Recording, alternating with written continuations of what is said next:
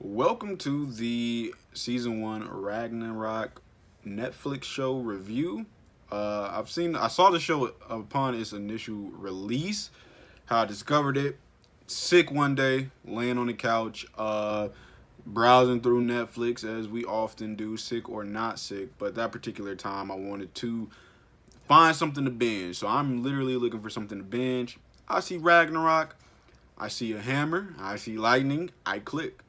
And much to my surprise, what I found was a show that I binge watched the entire weekend that I was sick, and I thoroughly enjoyed it. Now I am just finishing Ragnarok season 2, and I'm also just getting this idea to do this review channel since I watch a lot of movies and TV shows and anime, etc. Anyway, so it felt weird to do a season 2 review without a season 1 review, so you can know my thoughts on season 1 to better explain to you my thoughts on season 2. So without further ado, let's get into my thoughts on season 1. Alright, so this will be your spoiler alert warning right here. There will be spoilers ahead, so if you haven't watched the show and you're trying to figure out if you want to watch it, I will put a spoiler-free summary of my thoughts of the show at the very end of the video. I'll try to leave a timestamp just to help you out so you can know spoiler-free. For everybody else, continue watching.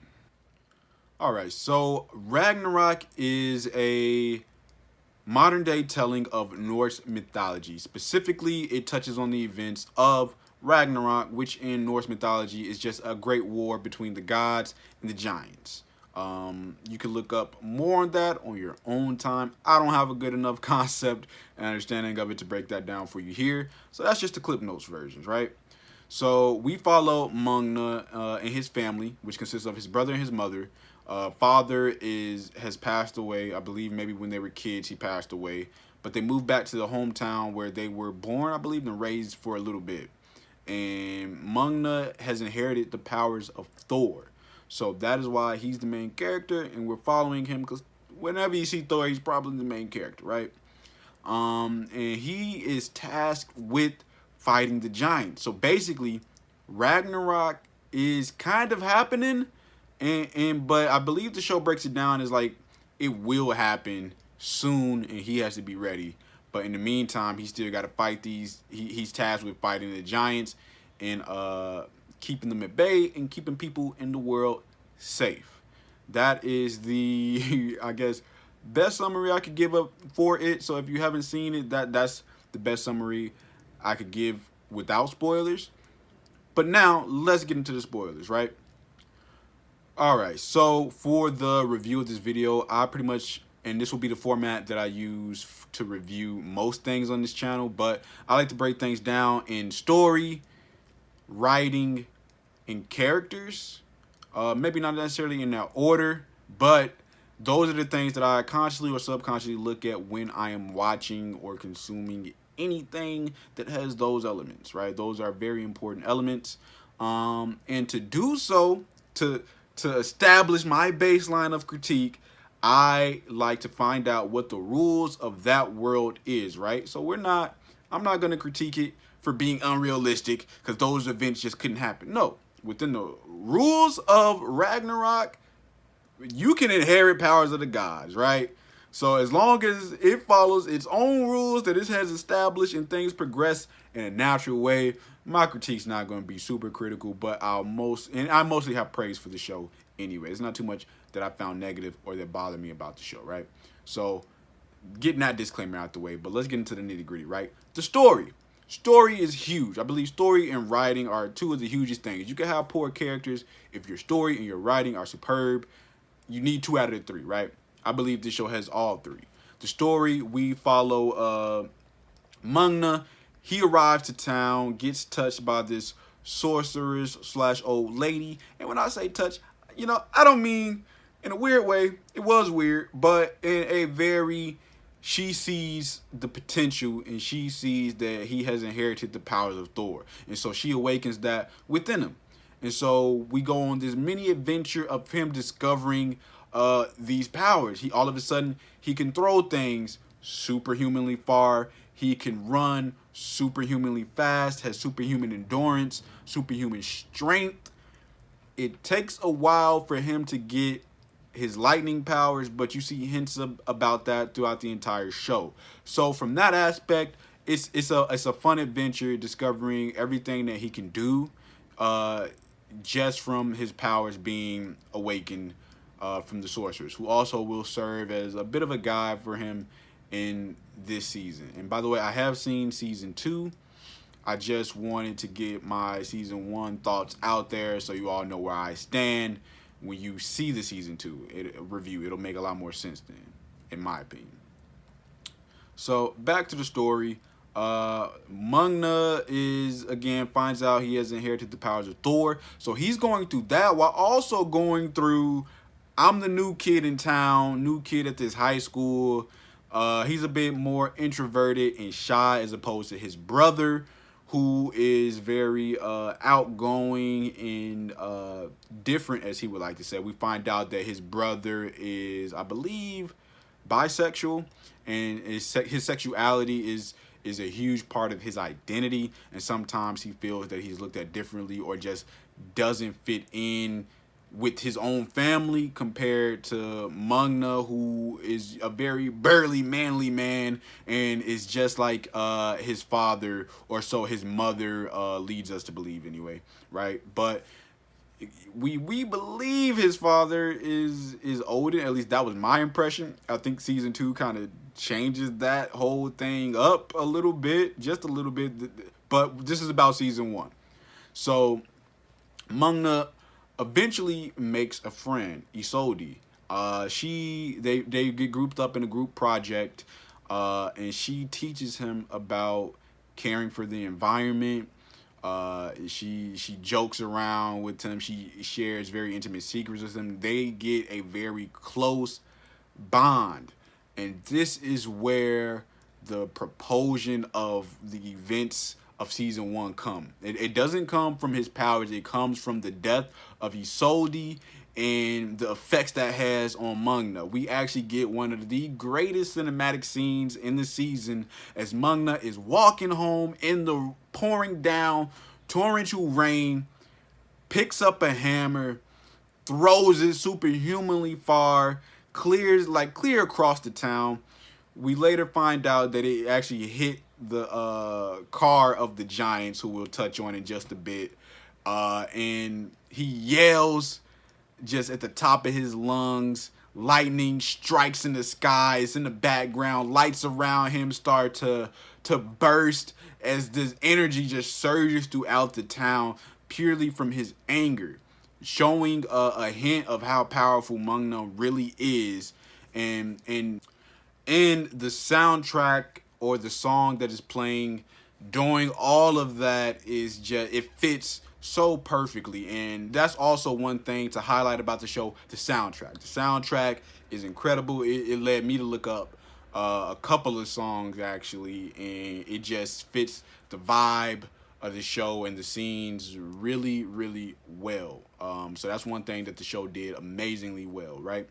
With the death of Isolde, he solidifies that I have to take on these giants and I have to stop them, because I'm not going to let anybody else die at the hands of them, because they are responsible for the death of Isolde.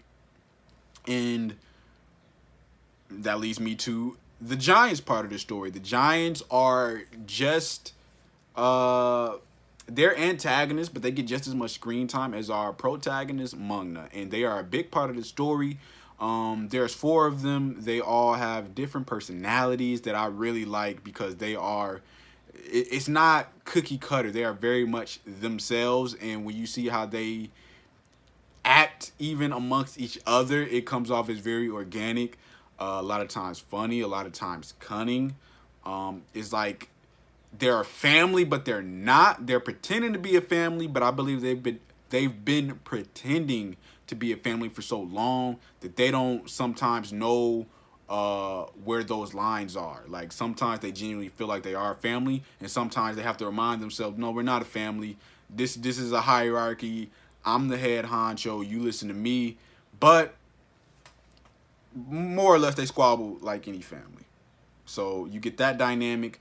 Uh, the writing is really good, and this is why the story is really good as well, because you get moments where you might find yourself rooting for one of them, but then they'll do something so cunning where it's like, man, how could I ever find myself rooting for you? But that's what you want out of your story. You want to make people feel things and feel stupid for rooting for certain characters and things like that, right? So I really enjoyed the aspect of the Giants in the story. The younger son, so the giant who's the son, I'm bad with names. I should have wrote it down. I believe his name is Fior, though. I believe Fior has the most development out of the Giants, and I'll touch a bit about that more when we get to the character portions of this review. I'm going to try to keep it short and sweet, but he has the most development, and you find yourself you find yourself hating him to start, but then in the end you begin rooting for him. So throughout the course of the story, we see Mungna doing battle with the Giants on a couple of different levels. He does it from an environmentalist standpoint. That's a heavy theme of the show. The Giants are basically a royal family in this modern time. They're like a royalty in Sweden, and they own this Fortune 500 company, and the company is, on the surface looks to be helping people into better life, but underneath the surface, the Giants are actually using the company as a front to pour and dump toxic chemicals into the earth. And now this leads to some characters in the show actually being poisoned by it, where we go to Gree. Gree is the love interest of Mungna in season 1. Her father actually gets sick because of the things that the company has been doing. And so that's also a storyline that we see play out, and it continues further on into season 2 as well. And then we get the death of Isolde is indirectly because she stumbles upon just the wrongs that this company is doing to the environment, and she was very much an environmentalist, and that torch was passed on to Mungna. So he tries to expose them for the frauds that they are on that front. He battles physically. At one point, we see the Giants release their family wolf. Yes, I said it, their family wolf onto Mungna, and he has to battle it. And that's a pretty epic battle that shows his true strength as he kills the wolf, and then basically leaves it up on a rock for them, kind of like a sacrifice. Like, yeah, this is what I did. I'm coming for you all next. So the most frustrating thing about the story, right, for as much as it does well, it's got good pacing. It's got great dialogue between the characters. Everything seems natural and organic within the confines of the world and the rules that is created. But one frustrating thing that I found is Mungna was so alone, so noticeably, painfully alone. Has to battle a whole family of giants who they're not reincarnated. They have been alive since the first events of the first Ragnarok. They've just been kind of changing because they can shapeshift. So they've been shape-shifting their way throughout the different societies and eras to get to the current point. So they are just opponents where he would need help at the least, if not some wisdom and some experience that he just does not get in the show. So that really bugged me about the story. It's just that it was very lofty expectations for him to be able to take that on, and I don't think they ever addressed that within the story. So there are some times when you think, man, he just keeps taking L after L. People think he's crazy. People think he has a mental disability. He gets unenrolled or expelled from school. His mom thinks he's mentally unstable. Just all of these things, and it's like, will he get a W at any point? I kind of don't like stories that do that. I need a payoff. I need to see some hope. That's just the kind of person that I am. So that's just, I don't know if it bothered any of you who watched it, but it bothered me a little bit. But that's just a minor gripe of an overall excellent excellent story, all the way up until the end when he does battle with the lead giant and awakens his lightning powers. And it leads to just an epic conclusion that leaves you on a cliffhanger and wanting more for season 2. And you better believe I will be reviewing season 2. Alright, so with all the talk about Mangna and the Giants, they're not the only characters, so let's get into the characters. As we touched on, Mangna, the main character and our protagonist. The Giants, family of 4, whose family not family, but they each have their own individual styles and characteristics and just personality. We have the daughter, who is, out of all of the Giants, she seems to be the one most connected to how she was in the past, and will often call all of them on their BS by saying that, yo, we're not a family. Like, why are you acting that way? Why do you have those emotions? We're supposed to be emotionless. We're not a family. This and that. And so she's, out of all of them, she's probably the coldest. Like, and not cold as in she's a cool character. She is a cool character. But cold as in she's got a cold heart and she's got ice in her veins for sure. The son, I believe his name is Fior. I could be wrong. I'm not good with names. But he has the most character development out of the Giants, as we find him. When you find him, you hate him. He plays the snobby rich brat, and by the end of the series, he's found love. He questions why he's even doing what he's doing for the Giants, and that he should be his own person and follow his own path in life. So he has the most character development, and you grow to like his character a lot, actually.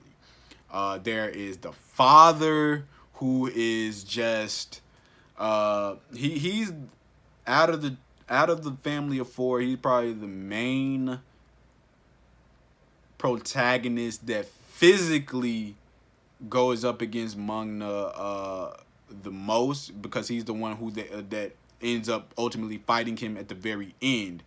And then there's the wife, who, man, she is even if she was not a giant, she would be an evil principal, and she would just be evil with some of the things she does. She has sexual relations with the students at the school, which is a crazy, illegal dynamic off the rip. We see her, she's the one that battles Mangna, probably, or just interacts with Mangna the most, for the simple fact that he goes to that school, and she really helps paint the narrative that he is mentally unstable. So she's directly involved with handing him a lot of his L's, especially on the school side of things.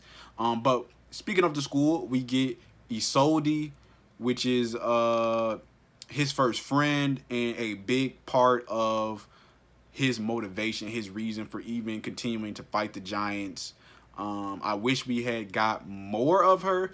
I believe one episode was just too long. We do get a lot of flashbacks and a lot of, he can still talk to her ghost and things like that. So, but I just think we needed maybe 2 solid episodes of her alive to really get more of her, for it to really hit home. Like, her death it was like a surprise. I didn't see it coming, but it didn't hit home like it could have if we just got more of who she was as a person. It only kind of hit home because of Mangna and that actor and how he played it. And you could really feel his emotions. So you just felt for Mangna and his loss of his only friend, right? Because I talked about how painfully lonely Mangna is this entire series. We also get Gree, the love interest of the show. Now, she kind of plays both sides, right? She flirts with Mangna. She flirts with Fior from the Giants. Ultimately ends up with Fior, which I thought that they were going to make it where once she found out who Fior really was, she would choose Mangna. They didn't play it by the book. She chose Fior. Kind of an L for my boy Mangna. He really could have used to pick me up. But he handled it like a true gentleman. Like, hey, if you didn't choose me, it's cool. I'm a little salty, but you go be happy. So my boy took it on the chin. But she's an interesting character from that perspective. She also has the dynamic going on where her father is sick, so she also finds conflict because she's in love with Fior, who is a part of the family that she knows is directly responsible for her father being sick. So that leads to a lot of great story dynamics between her and that family in general. We have what other? There's not that many main characters. There's a lot of reoccurring background characters that you'll see. The group that Fior and his sister hang out with, the cool kids, you'll see them a ton throughout the series. Isolde's father is kind of a notch above background character, but not quite a main character. But he really gives some guidance to Mungna because he's actually a history teacher, so he knows a lot about Norse mythology and sometimes gives guidance to Mungna. And I believe knows about Mungna abilities. You'll see why I say I believe he knows, because season 2 does some things. Season 2 is like, if season 1 is here, then season 2 kinda, but you'll have to stay tuned for my season 2 review. But so yeah, and the mother, how could I forget the mother? The mother and the brother of Mungna, very important characters. The brother, you'll see, is just, he provides a lot of the comedic relief, and even at the very end, he basically, through roundabout, sneaky and conniving ways that are better explained in season 2, you find out that he has the back of his brother, right? Even though he knows they are different, even though they don't really get along, it can sometimes butt heads, he has his brother's back, and Mungna has his back. So that's another dynamic that you just love to see, and is very endearing throughout the series. And the mother just comes across as I'm just doing the best I can, trying to raise these 2 boys and they're a poor family, and so she does her best to make ends meet and raise her 2 boys and make sure they stay out of trouble. And so she has a character that you really feel for a lot in season 1. Like, you really feel for her character a lot in season 1. I'm trying to think, am I forgetting about any characters? I don't believe I am. That's the quick character synopsis. I believe all the characters, for the most part, are strong. My only gripe, again, Isolde, would like to have seen more of her character, but I believe they set the personality and the just character traits of all the characters really well at the beginning, so that when they do make decisions and interact, it's not really a surprise. And even if it is kind of a surprise, you at least got hints and clues along the way and saw changes like a Fior coming. So it wasn't too big of a surprise, but when you do things like that and set up your characters well, it leads to a lot of gratifying moments.